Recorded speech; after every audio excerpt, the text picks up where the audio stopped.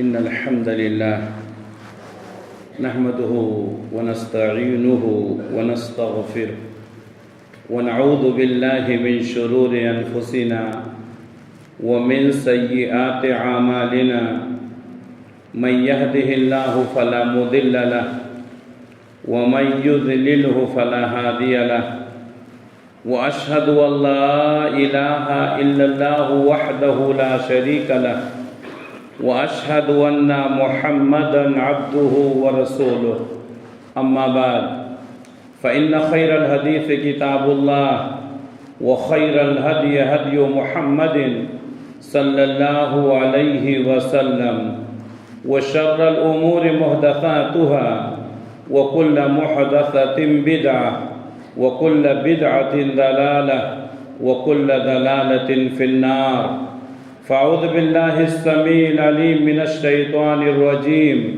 بسم الله الرحمن الرحيم قاف والقرآن المجيد بل عجبوا أن جاءهم منذر منهم فقال الكافرون هذا شيء عجيب أئذا متنا وكنا ترابا ذلك رجع بعيد قد علمنا ما تنقص الأرض منهم وعندنا كتاب حفيظ بل كذبوا بالحق لما جاءهم فهم في أمر مريج يا أيها الذين آمنوا اتقوا الله حق تقاته ولا تموتن إلا وأنتم مسلمون يا أيها الناس اتقوا ربكم الذي خلقكم من نفس واحدة وخلق منها زوجها وبث منهما رجالا كثيرا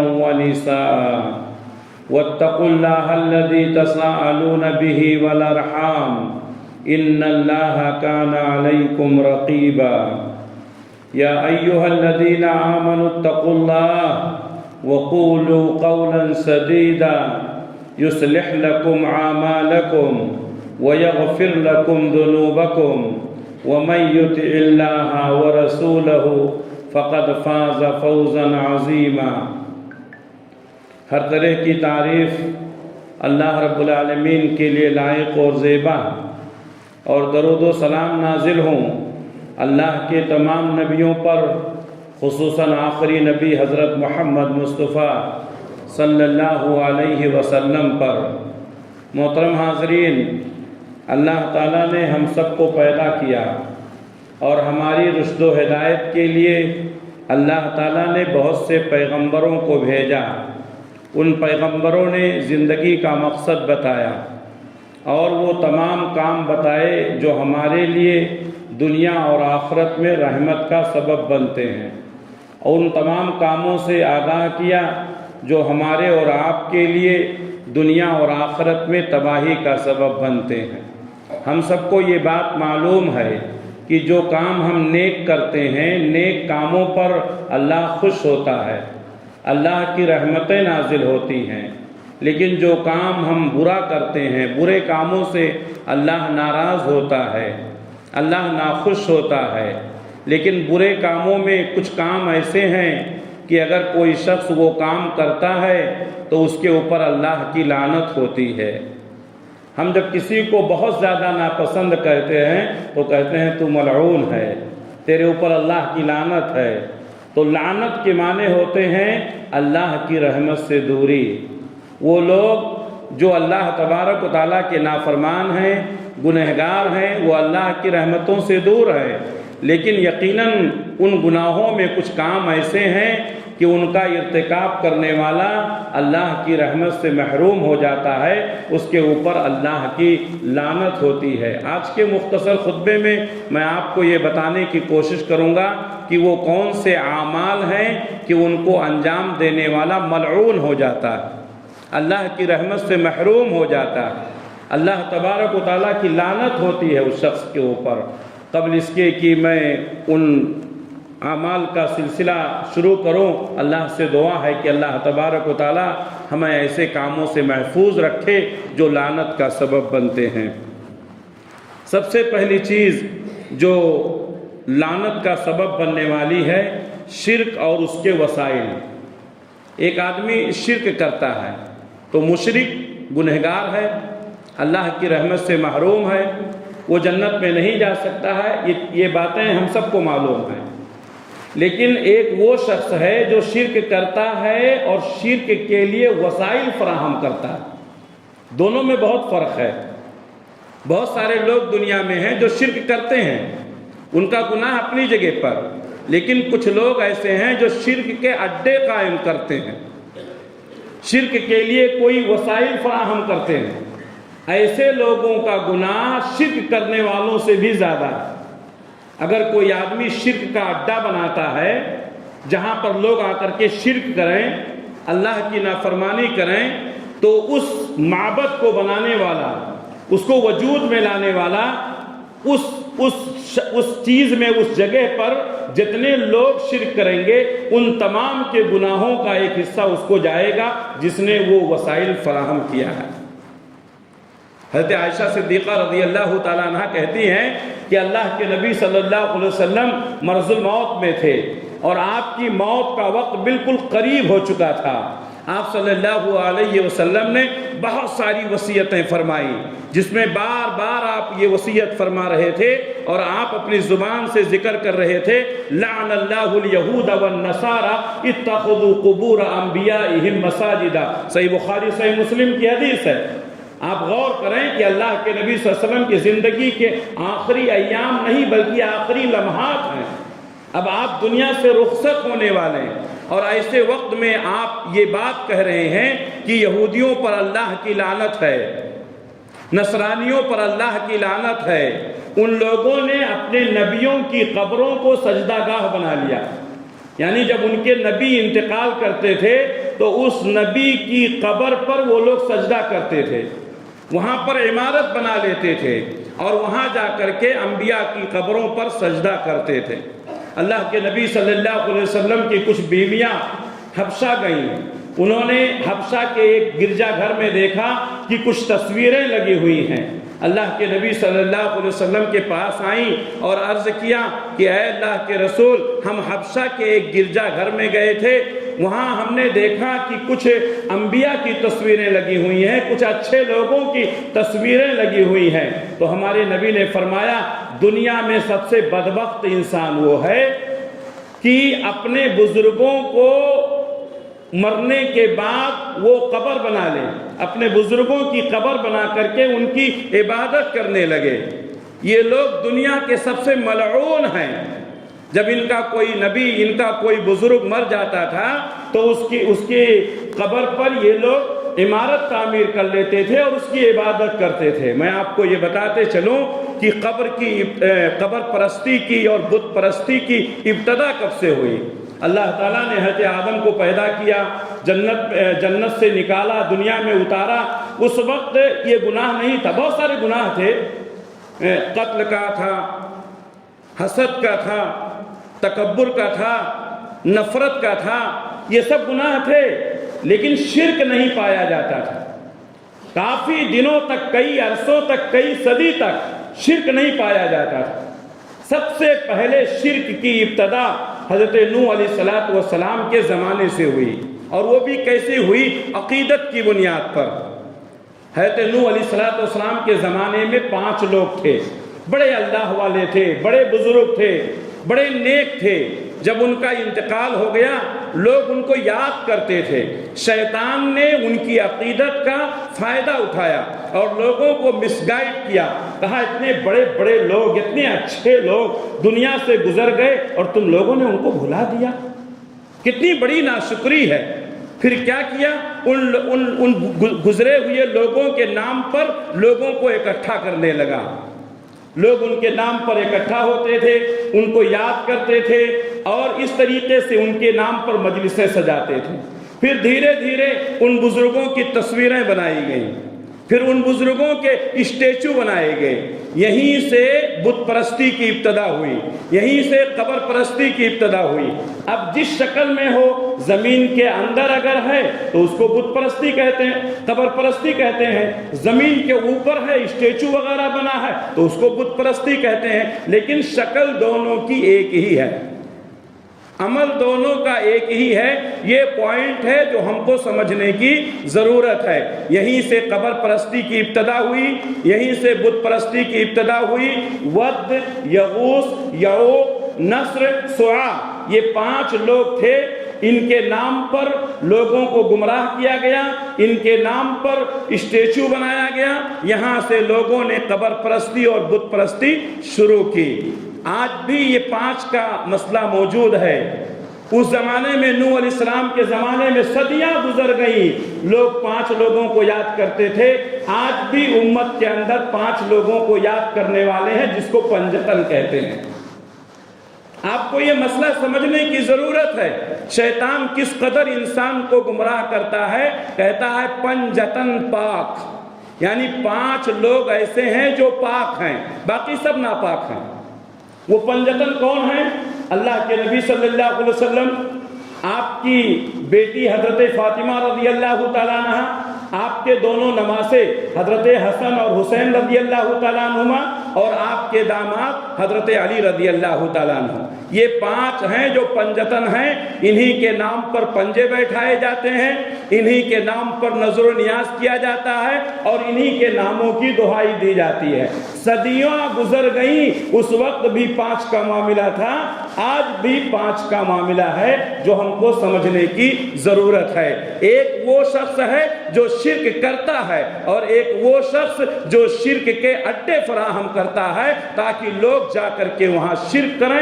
دونوں میں بہت فرق ہے. مشرک جنت سے محروم ہو جائے گا, لیکن شرک کے اڈے بنانے والے ان تمام مشرکین کے گناہوں کا ایک حصہ ان کے پاس ضرور جائے گا, ان کے حصے میں ضرور جائے گا. تو وہ لوگ جو شرک کے لیے موقع فراہم کرتے ہیں, جگہ فراہم کرتے ہیں, وہ ملعون ہیں. آج بھی امت کا ایک بڑا طبقہ ہے, جب ان کا کوئی بزرگ انتقال کر جاتا ہے تو اس کی قبر پر وہ مزار بنا لیتے ہیں. وہی معاملہ جو ہے نوح علیہ السلام کے زمانے میں تھا.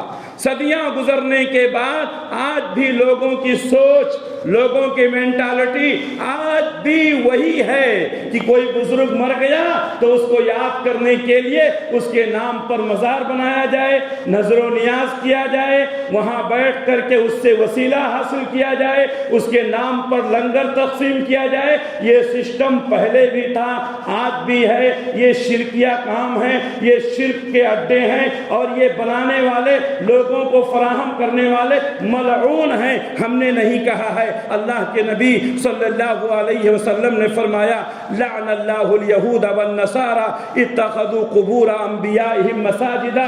اللہ یہودیوں پر لعنت کرے, نصرانیوں پر لعنت کرے, ان لوگوں نے اپنے نبیوں کی قبروں کو سجدہ گاہ بنا لیا. تو پہلے لوگ ملعون ہیں, شرک کا اڈا فراہم کرنے والے. دوسرا, اللہ اور اس کے رسول کو تکلیف پہنچانے والے, اللہ اور اس کے رسول کو ایذا پہنچانے والے.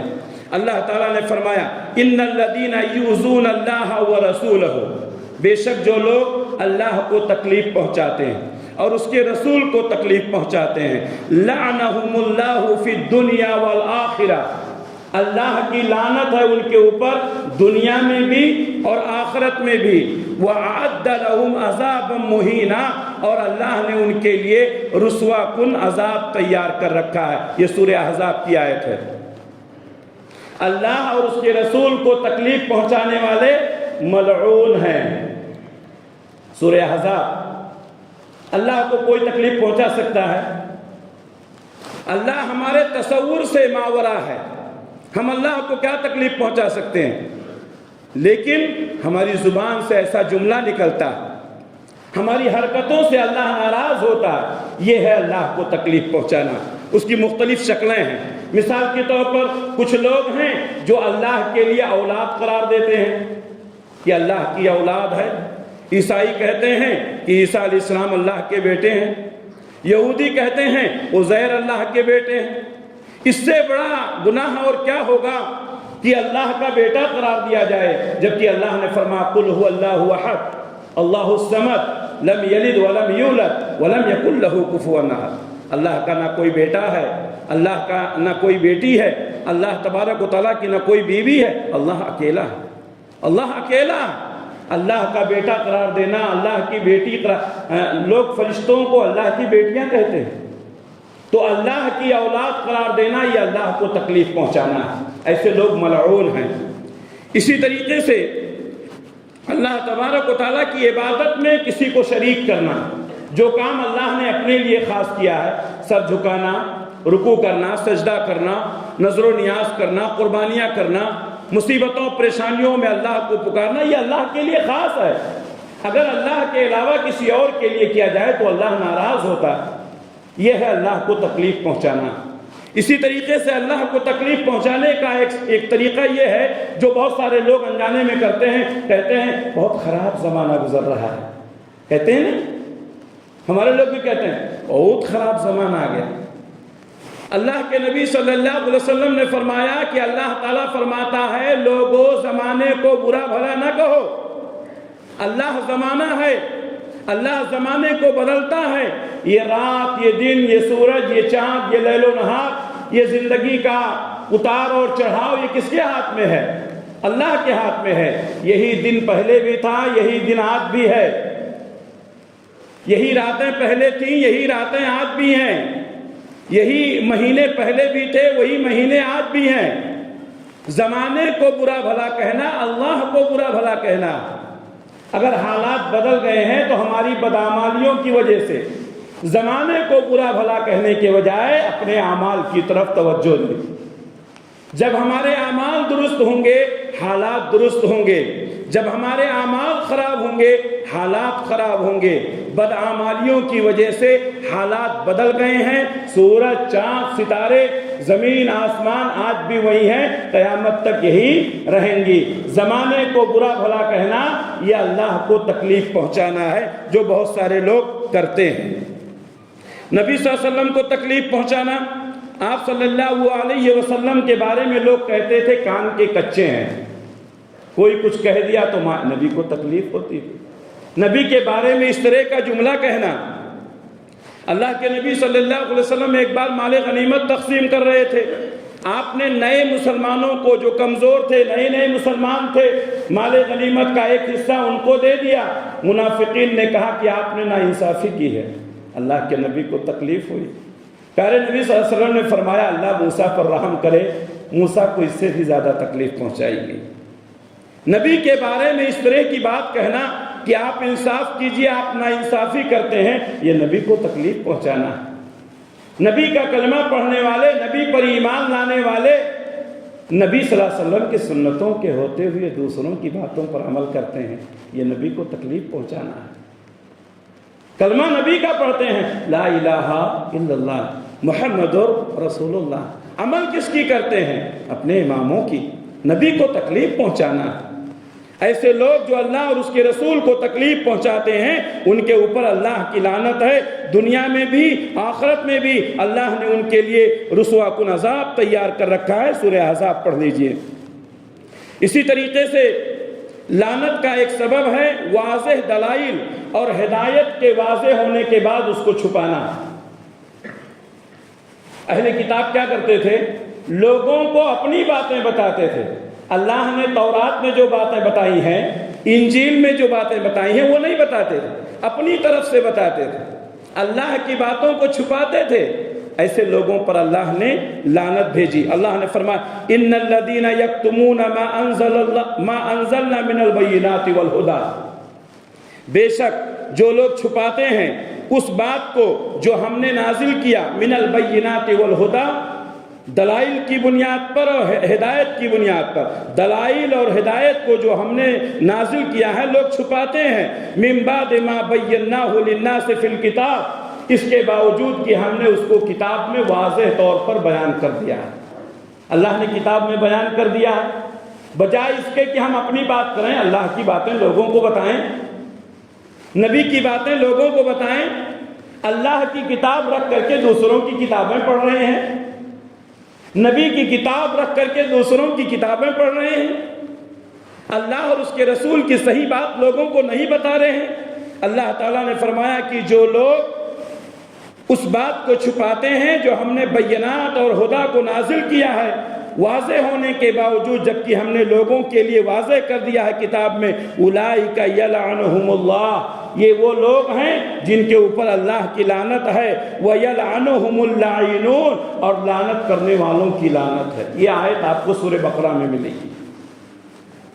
تو اللہ کی باتوں کو چھپانا، یہاں میں منبر رسول سے انتہائی ذمہ داری کے ساتھ یہ بات کہنا چاہتا ہوں، اگر قرآن اور حدیث کی صحیح بات لوگوں کی بتائی جائے تو سارے لوگ اہل حدیث ہو جائیں گے۔ قرآن اور حدیث کی صحیح باتیں لوگوں تک پہنچائی جائے، سارے لوگ اہل حدیث ہو جائیں گے۔ لیکن لوگ قرآن کی بات نہیں بتاتے ہیں، حدیث کی بات نہیں بتاتے ہیں، اپنے اماموں کی باتیں بتاتے ہیں۔ میرے بھائیوں، قرآن اور حدیث کی باتیں کی جائیں، اور جب قرآن پر عمل ہوگا، حدیث پر عمل ہوگا، تو قرآن اور حدیث پر عمل کرنے والوں کو اہل حدیث کہتے ہیں۔ جو کام اہل کتاب کرتے تھے، قرآن کی باتیں نہیں بتاتے تھے، تورات اور انجیل کی باتیں نہیں بتاتے تھے، وہ کام اب اس امت کے علماء کر رہے ہیں، اس امت کے علماء کر رہے ہیں۔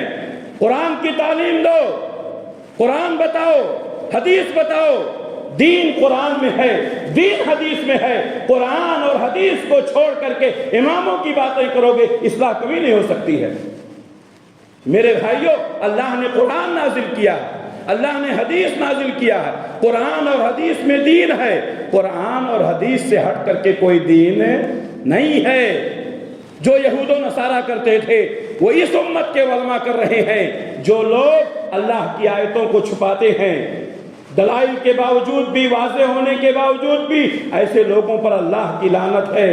اللہ تعالیٰ نے فرمایا اللہ کی لعنت ہے اور لعنت کرنے والوں کی لعنت ہے۔ میرے بھائیوں، اللہ کے نبی صلی اللہ علیہ وسلم نے فرمایا کہ اگر کوئی شخص ایسا ہے جس سے کچھ پوچھا گیا، من سئل عن علم، جس سے کوئی بات پوچھی گئی، علمہ، اس کو وہ بات معلوم ہے، ثم کتمہ، لیکن اس نے چھپایا، لوگوں کو بتایا نہیں، الجم یوم القیامت بلجام من النار، تو قیامت کے دن اس کو آگ کا لگام پہنا دیا جائے۔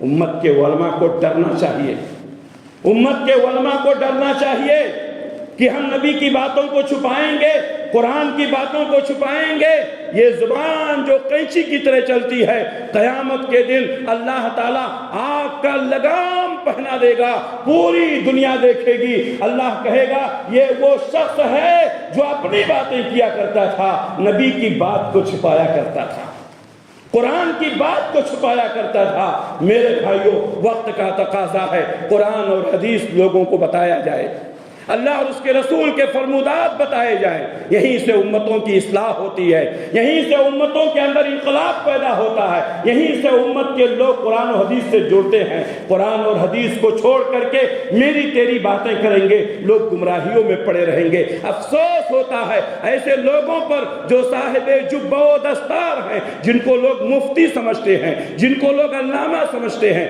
قرآن کی بات نہیں کرتے ہیں، حدیث کی بات نہیں کرتے ہیں، اپنی باتیں کرتے ہیں۔ اللہ ان سب کو ہدایت نصیب فرمائے۔ چوتھی بات، چوتھا عمل جس پر اللہ تبارک و تعالیٰ کی لعنت ہوتی ہے، کفر پر موت ہو جانا۔ کفر پر موت ہو جانا، کفر پر موت ہونا دو طرح سے ہے۔ ایک وہ شخص جس کے پاس توحید آئی، بتانے والے آئے، سمجھانے والے آئے، لیکن اس نے توحید کو قبول نہیں کیا، جیسا پہلی امتوں میں گزر چکا ہے۔ نبیوں نے توحید کی بات بتائی، اللہ کی بات بتائی، لوگوں نے نہیں مانا۔ جو مانے ان کو ایمان کی موت ہوئی، جو نہیں مانے ان کو کفر کی موت ہوئی۔ تو کفر پر موت ہونا یہ کیا ہے؟ لعنت کا سبب ہے۔ اور کفر پر موت ہونے کا ایک طریقہ یہ ہے کہ آدمی مسلمان تو ہو گیا تھا، لیکن کچھ دنوں کے بعد کسی وجہ سے وہ اسلام سے مرتد ہو گیا۔ جیسا کہ ہم دیکھ رہے ہیں، پہلے زمانے میں بھی لوگ تھے، ہمارے زمانے میں بھی ہیں، ہمارے ملک میں بھی بہت سارے لوگ ہیں جن کو ہم جانتے ہیں، ناموں کے ساتھ جانتے ہیں، ان کے کاموں کے ساتھ جانتے ہیں۔ اللہ ان کو ہدایت نصیب فرمائے۔ ان کے نام بھی ہمیں معلوم ہیں، ان کے کام بھی ہمیں معلوم ہیں۔ ایسے لوگ جو اسلام قبول کرنے کے بعد پھر ارتداد کے شکار ہو جائیں، اور ان کی موت کفر پر ہو، اللہ تبارک و تعالیٰ کی لعنت ہوتی ہے ان کے اوپر۔ اللہ تعالیٰ نے فرمایا سورہ بقرہ میں ہے، ان الذین کفروا، بے شک جن لوگوں نے کفر کیا، وہ ماتو اور مر گئے، وہم کفار اور وہ کافر ہی تھے، یعنی کفر کی حالت میں زندگی گزاری اور کفر کی حالت میں موت ہوئی۔ اولئک علیہم لعنت اللہ، یہ ایسے لوگ ہیں جن کے اوپر اللہ کی لعنت ہے، والملائکہ اور فرشتوں کی لعنت ہے، والناس اجمعین اور تمام لوگوں کی لعنت ہے۔ کفر کی زندگی گزارنے والا، کفر کی موت مرنے والا ملعون ہے، اللہ کی رحمت سے محروم ہے۔ اللہ نے فرمایا کہ جو شخص حالت کفر میں مر گیا، اولئک علیہم لعنت اللہ، ایسے لوگوں کے اوپر اللہ کی لعنت ہے، والملائکۃ فرشتوں کی لعنت ہے، والناس اجمعین تمام لوگوں کی لعنت ہے، خالدین فیہا، وہ ہمیشہ اسی لعنت میں رہیں گے، لا یخفف عنہم العذاب، ان کے عذاب کو کم نہیں کیا جائے گا، ان کے عذاب کو ہلکا نہیں کیا جائے گا، ولا هم ينظرون، اور ان کو مہلت بھی نہیں دی جائے گی، ان کو ڈھیل بھی نہیں دیا جائے گا۔ میرے بھائیوں، اسلام کی زندگی جیو، ایمان کی زندگی جیو، اسلام اور ایمان کی زندگی جیو گے، موت بھی اسلامی ہوگی، موت بھی ایمانی ہوگی۔ اگر اسلام سے ہٹ کر کے ایمان سے دور ہو کے زندگی گزارو گے، کوئی گارنٹی نہیں ہے موت کس حالت میں آئے گی۔ تو وہ لوگ جو کفر کی حالت میں مرتے ہیں، کفر کی حالت میں زندگی گزارتے ہیں، وہ ایسے لوگ ہیں جن کے اوپر اللہ کی لعنت ہے، فرشتوں کی لعنت ہے، تمام لوگوں کی لعنت ہے، خالدین فیہا، ہمیشہ جہنم میں رہیں گے، لا یخفف عنہم العذاب، ان سے عذاب کو ہلکا نہیں کیا جائے گا، ولا هم ینظرون، اور ان کے عذاب کو کم نہیں کیا جائے گا، ڈھیلا نہیں کیا جائے گا۔ اسی طریقے سے پانچواں عمل جو لعنت کا سبب بنتا ہے، جس سے ہم اور آپ کو بچنا ضروری ہے، پانچواں کام جو ہے برائی سے نہ روکنا۔ ایک تو ہوتا ہے کہ برائی کرنا گناہ ہے، لیکن ہمارے سامنے کوئی برائی کر رہا ہے اور ہم روکتے بھی نہیں ہیں تو یہ بھی گناہ ہے، گناہ نہیں بلکہ لعنت کا سبب ہے۔ اللہ ہم سب کو ہدایت نصیب فرمائے۔ ہمارے سامنے دیکھتے ہیں کہ لوگ برائیاں کرتے ہیں، لیکن ہمیں روکنے کی ہمت نہیں ہوتی ہے، کیوں؟ ہماری دوستی میں دراڑ آ جائے گا، ہمارے رشتوں میں دراڑ آ جائے گا۔ ایسی دوستی کس کام کی جو ہم کو جہنمی بنا دے؟ ایسی رشتہ داری کس کام کی جو ہمیں لعنت کا موجب بنا دے؟ دوستی اپنی جگہ پر، رشتہ داری اپنی جگہ پر، دین کے معاملے میں کوئی کمپرومائز نہیں ہے، یہ اہل حدیث کا عقیدہ ہے، دین کے معاملے میں کمپرومائز نہیں کیا جائے گا۔ غلط ہے تو غلط ہے، ڈنکے کی چوٹ پر کہنا چاہیے غلط ہے، کہنے کا سلیقہ درست ہونا چاہیے، کہنے کا طریقہ صحیح ہونا چاہیے، کیونکہ جو بات سلیقے سے کہی جاتی ہے لوگ اس کو سنتے ہیں، مانتے ہیں، اللہ کی توفیق ہوئی تو قبول بھی کرتے ہیں، لیکن جو بات سلیقے سے نہیں کی جاتی ہے لوگ اس بات کو نہیں سنتے، نہیں مانتے، نہیں قبول کرتے۔ تو وہ لوگ جو برائی کو دیکھتے ہیں اس کے باوجود بھی منع نہیں کرتے ہیں، ان لوگوں کے اوپر بھی اللہ کی لعنت ہے۔ اللہ تعالیٰ نے فرمایا، سورہ مائدہ کی آیت ہے، اللہ نے فرمایا لعن الذین کفروا من بنی اسرائیل علی لسان داؤد و عیسی ابن مریم، اللہ تعالیٰ نے لعنت کی، لعنت بھیجی گئی ان لوگوں پر جن لوگوں نے کفر کیا، من بنی اسرائیل، بنی اسرائیل کے لوگوں پر، علی لسان داؤد و عیسی ابن مریم، حضرت داؤد علیہ السلام کی زبان پر ان کے اوپر لعنت بھیجی گئی، عیسیٰ ابن مریم کی زبان سے ان کے اوپر لعنت بھیجی گئی، کیوں؟ ان کے کفر کی وجہ سے، اور کیوں؟ ذالک بما عصوا، ان کی نافرمانیوں کی وجہ سے، وَكَانُوا يَعْتَدُونَ، اور وہ لوگ سرکشی کرتے تھے، حد سے تجاوز کرتے تھے، اللہ اور اس کے رسول کے حکم کو نہیں مانتے تھے، داؤد کی زبان سے لعنت بھیجی گئی، عیسیٰ ابن مریم کی زبان سے لعنت بھیجی گئی۔ کانوا لا یتناہون عن منکر، یہ لوگ منکر سے لوگوں کو روکتے نہیں تھے۔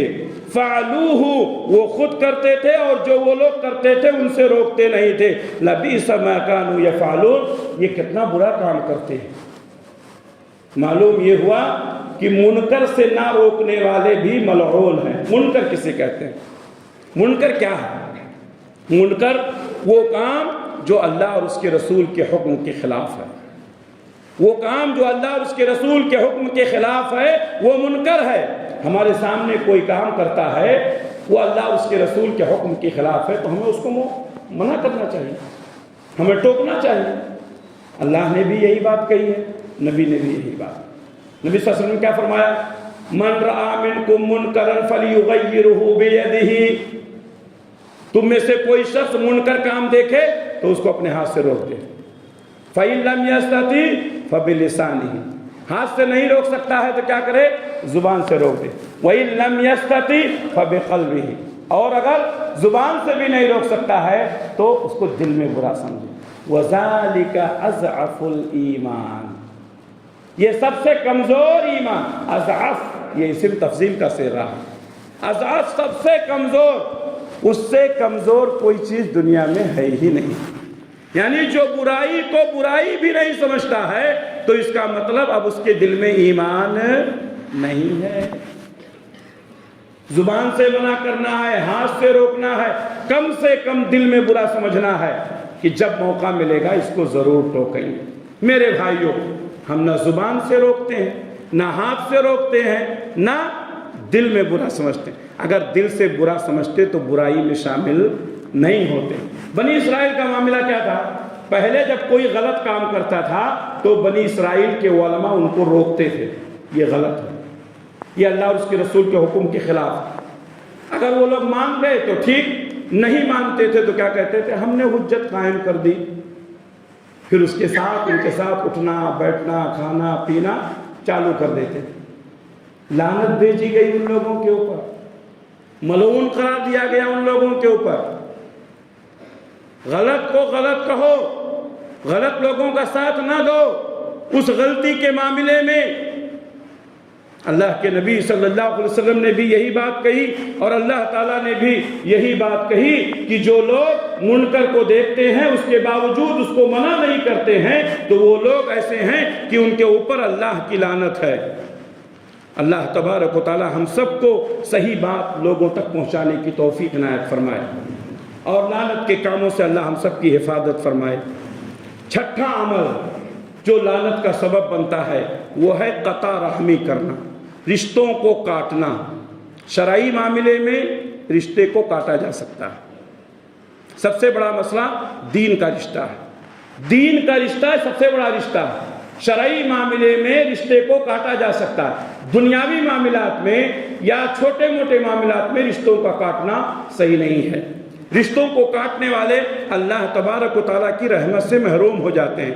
رشتوں کو کاٹنے والے ان کی نماز اور روزے قبول نہیں ہوتے ہیں، ان کا کوئی بھی عمل اللہ کے یہاں قبول نہیں ہوتا الا یہ کہ کوئی شرعی عذر ہو۔ شرعی عذر کی بنیاد پر اگر رشتہ کاٹتا ہے تو الگ چیز ہے، لیکن آج ہم دیکھتے ہیں چھوٹی چھوٹی باتوں پر لوگ رشتے کاٹ لیتے ہیں۔ کسی نے آپ کو شادی میں دعوت نہیں دی تو آپ نے رشتہ کٹ کر لیا، کسی نے کسی کی میت میں کوئی بیچارہ کسی وجہ سے شریک نہیں ہو سکا، لوگوں نے رشتہ کاٹ لیا۔ کیا یہ سب رشتہ کاٹنے کی وجہ ہے؟ ان چیزوں سے رشتہ کاٹا جا سکتا ہے، اس کے کیا مسائل ہیں، اس کی کیا پریشانیاں ہیں، ہمیں حسن ظن رکھنا چاہیے۔ چھوٹی چھوٹی باتوں پر لوگ رشتہ کاٹ لیتے ہیں، یہ صحیح نہیں ہے۔ اللہ تعالیٰ نے فرمایا والذین ینقضون عہد اللہ من بعد میثاقہ، جو لوگ والذین ینقضون عہد اللہ، جو لوگ اللہ کے عہد و پیمان کو توڑتے ہیں، من بعد میثاقہ، میثاق کے بعد، یعنی اللہ سے انہوں نے عہد و پیمان کر لیا تھا پھر اس کو توڑ دیتے ہیں، وَيَقْطَعُونَ، اور وہ لوگ کاٹ دیتے ہیں، ما امر اللہ بہ ان یوصل، اس چیز کو جس کا اللہ نے جوڑنے کا حکم دیا تھا، یعنی رشتوں کو اللہ نے جوڑنے کا حکم دیا ہے، رشتوں کو کاٹ دیتے ہیں، وَيُفْسِدُونَ فِي الْأَرْضِ اور زمین میں فساد پیدا کرتے ہیں، أُولَئِكَ لَهُمُ اللَّعْنَةُ یہ لوگ وہ ہیں جن کے اوپر لعنت ہے، وَلَهُمْ سُوءُ الدَّارِ اور ان کے لیے برا گھر ہے، یعنی جہنم ہے۔ یہ آیت آپ کو سورہ رعد میں مل جائے گی۔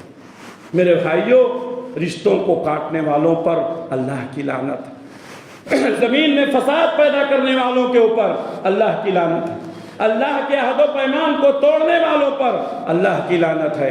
رشتوں کو مت کاٹیں، رشتوں کو نبھانے کی کوشش کریں، خونی رشتوں کو برقرار رکھیں۔ ہاں کوئی شرعی عذر ہے، شرعی عذر ہے، یہ الگ مسئلہ ہے، لیکن دنیاوی معاملات کے لیے رشتوں کو کاٹنا، ایک دوسرے سے بات چیت بند کرنا، ایک دوسرے سے دور ہو جانا، ایک دوسرے کی خوشی اور غمی میں شریک نہ ہونا، ایک دوسرے کے مسائل کو نہ سمجھنا، ہماری شریعت اس کی اجازت نہیں دیتی ہے۔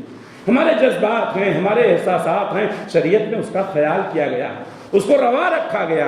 آپ کو کسی نے کچھ برا بھلا کہہ دیا، آپ 3 دن تک اس سے بات چیت بند کر دیں، بس اس سے زیادہ نہیں۔ آپ کو کسی نے تکلیف پہنچائی، آپ صبر کر لیں، آپ اس کو معاف کر دیں۔ ایک حدیث بتاتا ہوں، پیارے نبی صلی اللہ علیہ وسلم نے فرمایا، کسی مسئلے میں اختلاف ہو گیا لوگوں کا، اکثر پراپرٹی کے معاملے میں اختلاف ہوتا ہے، باپ کے مرنے کے بعد بھائی میں، بہن میں، یہ سب چیزیں ہوتی ہیں۔ کسی چیز میں اختلاف ہو گیا، سامنے والا کہتا ہے میرا ہے، میں کہتا ہوں میرا ہے، دونوں کے درمیان اختلاف ہو گیا، دونوں کا دعویٰ ہے کہ میرا ہے۔ اب معاملہ کہاں جائے گا؟ کورٹ میں جائے گا۔ معاملہ کہاں جائے گا؟ قاضی کے پاس جائے گا۔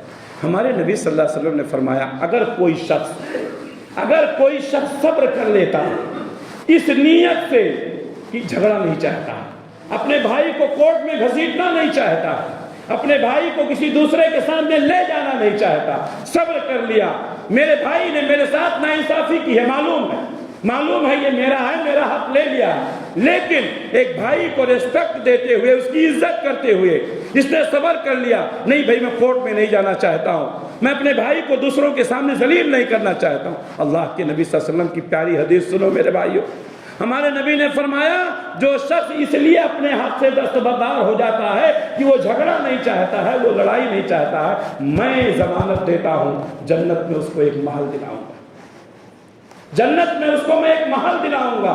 ایک دکان چھوڑ دیں گے، ایک مکان چھوڑ دیں گے، اللہ تعالیٰ جنت میں محل دے گا۔ ہمارے نبی نے وعدہ کیا، میں دلاؤں گا۔ میرے بھائیوں، چھوٹی چھوٹی باتوں پر مت لڑا کرو، رشتوں کو مت کاٹا کرو۔ یہ چیزیں ہیں جو ہمارے درمیان دراڑیں پیدا کر رہی ہیں، یہ چیزیں ہیں جو ہمارے لیے لعنت کا سبب بن رہی ہیں۔ میرے بھائیوں، اسی طریقے سے 7ویں بات، کسی کے اوپر تہمت لگانا۔ آج یہ چیز عام ہو گئی، ہم کسی کو ناپسند کرتے ہیں، اس کو بدنام کر دیتے ہیں، کسی کے اوپر تہمت لگا دیتے ہیں۔ عورتوں کے اوپر بھی، مردوں کے اوپر بھی تہمت لگانا یہ لعنت کا سبب ہے۔ آپ سے کسی کی دشمنی ہو گئی، آپ جتنا ہے اتنا ہی رکھیں، اس کو بدنام کرتے ہیں، اس کے اوپر الزام لگاتے ہیں، وہ شراب پیتا ہے، وہ زناکار ہے، وہ ایسا ہے، وہ ویسا ہے، وہ چور ہے، الزام لگاتے ہیں، تہمت لگاتے ہیں۔ تہمت لگانا یہ لعنت کا سبب ہے، اور لگانے والے تو نبیوں کو نہیں چھوڑے، نبیوں پر تہمت لگائی گئی، نبی کی بیوی پر تہمت لگائی گئی، حضرت عائشہ پر تہمت لگائی گئی، تو ہم کو اور آپ کو کہاں سے چھوڑیں گے؟ تو جو لوگ تہمت لگاتے ہیں، غلط طور پر لوگوں کو بدنام کرتے ہیں، اللہ تبارک و تعالیٰ نے ایسے لوگوں کو ملعون کہا ہے۔ تہمت لگانا یہ لعنت کا سبب ہے۔ اللہ تبارک و تعالیٰ نے فرمایا، ان الذین یرمون المحصنات الغافلات المؤمنات لعنوا فی الدنیا والآخرہ، جو لوگ تہمت لگاتے ہیں، یرمون تہمت لگاتے ہیں، المحصنات پاک دامن عورتوں پر، الغافلات بھولی بھالی عورتوں پر، المؤمنات ایمان والی عورتوں پر، لعنوا فی الدنیا والآخرہ، ملعون ہیں وہ دنیا میں بھی اور آخرت میں بھی، دنیا میں بھی ملعون ہیں، آخرت میں بھی ملعون۔ غافل عورت، بھولی بھالی عورت، ایمان والی عورت، پاک باز عورت، اس کے اوپر الزام لگا دیا، آپ کو نہیں پسند ہے آپ چھوڑ دیں، اپنی بیوی کے اوپر الزام کیوں لگاتے ہیں؟ اسی طرح مسلمانوں پر، ایمان والوں پر، بھولے بھالے لوگوں پر الزام لگانا، تہمت لگانا، مردوں کے اوپر بھی عورتوں کے اوپر بھی حرام ہے۔ ملعون ہے وہ شخص جو لوگوں کو بدنام کرنے کے لیے تہمتیں لگاتا ہے۔ اللہ نے فرمایا وَلَهُمْ عَذَابٌ عَظِيمٌ، ان کے لیے بڑا گناہ، بڑا عذاب ہے۔ سورہ نور کی آیت ہے۔ اللہ کے نبی صلی اللہ علیہ وسلم نے بھی فرمایا کہ 7 ہلاک کرنے والی چیزوں سے بچو۔ 7 ہلاک کرنے والی چیزوں میں ایک کیا ہے؟ کسی پاک باز، بھولی بھالی، ایمان والی عورت پر الزام لگانا، عورتوں پر بھی مردوں پر بھی۔ یہ چند باتیں تھی جو میں نے آپ کے سامنے بیان کیا ہے۔ ابھی بہت ساری باتیں ہیں، انشاءاللہ پھر کسی خطبے میں ہوں گی۔ اللہ سے دعا ہے کہ اللہ تبارک و تعالی ہمیں لعنت والے اعمال سے بچنے کی توفیق عنایت فرمائے۔ اللہ ہم سب کی حفاظت فرمائے، ہمارے بچوں کی، ہمارے نسلوں کی حفاظت فرمائے۔ اللہ جب تک دنیا میں رکھے اسلام پر قائم رکھے، خاتمہ ہو تو ایمان بالخیر پر ہو۔ ربنا تقبل منا انک انت السمیع العلیم وتب علینا انک انت التواب الرحیم برحمتک یا ارحم الراحمین، آمین۔